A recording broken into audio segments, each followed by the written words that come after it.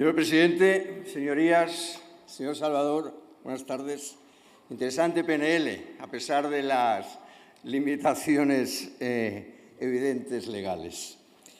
Pero es que la actitud de este Gobierno ante la indudable mengua de recursos de todos los españoles es de absoluta indiferencia.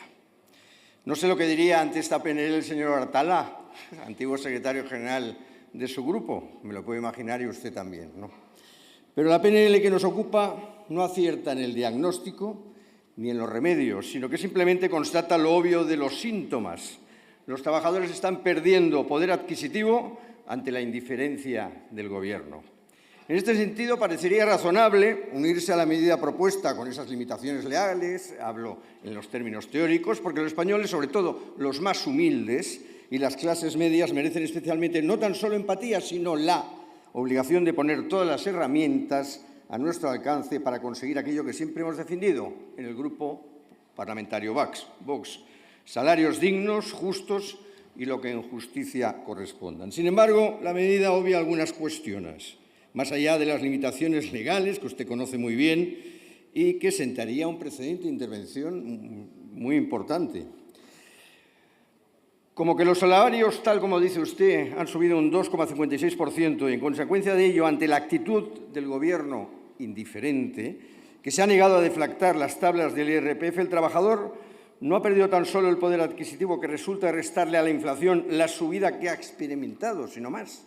Es decir, la renta disponible de los trabajadores ha subido menos que ese 2,56%, que han crecido los salarios brutos por culpa de la no corrección de las bases y la progresividad del impuesto ante la indiferencia del Gobierno.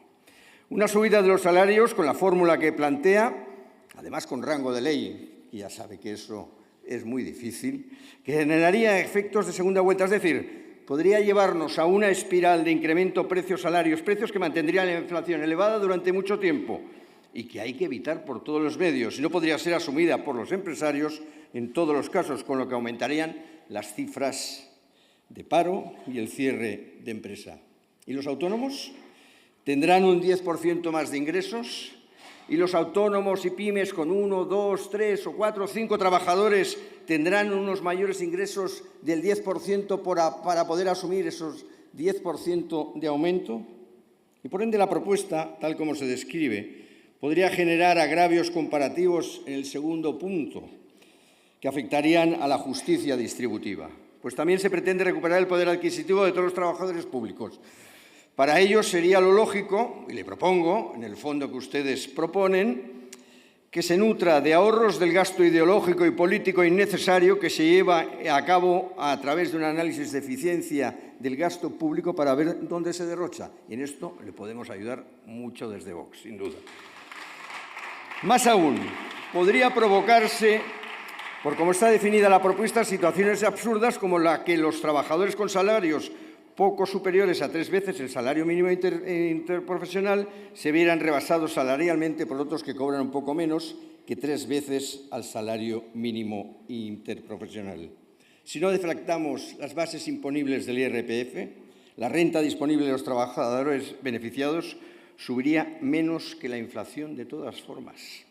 Si queremos aumentar la renta disponible de los trabajadores, y en Vox sí que lo queremos, sin aumentar excesivamente los costes salariales con el fin de no producir paro ni impulsar la espiral inflacionista, hay que buscar otras soluciones. De tal forma, parecería razonable, a pesar de la indiferencia del Gobierno, deflactar las bases imponibles del IRPF, reducir cotizaciones denominadas del trabajador, reducir las cotizaciones denominadas del empresario e incorporar dichas bajadas a las nóminas brutas de los trabajadores en alta en el momento de entrar en vigor, sin perjuicio de otras fórmulas que nuestro grupo va a plantear en breve en cuanto a la deducibilidad de la cuota empresarial en el impuesto de sociedades.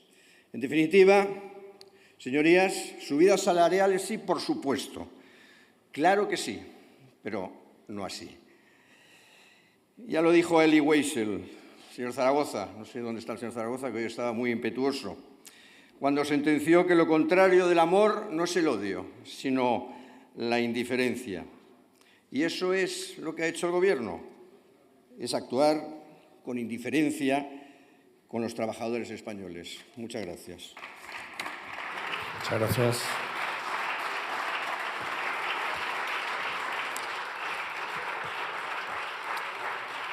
Por el Grupo Parlamentario Popular en el Congreso tiene la palabra el señor Cabezón Casas.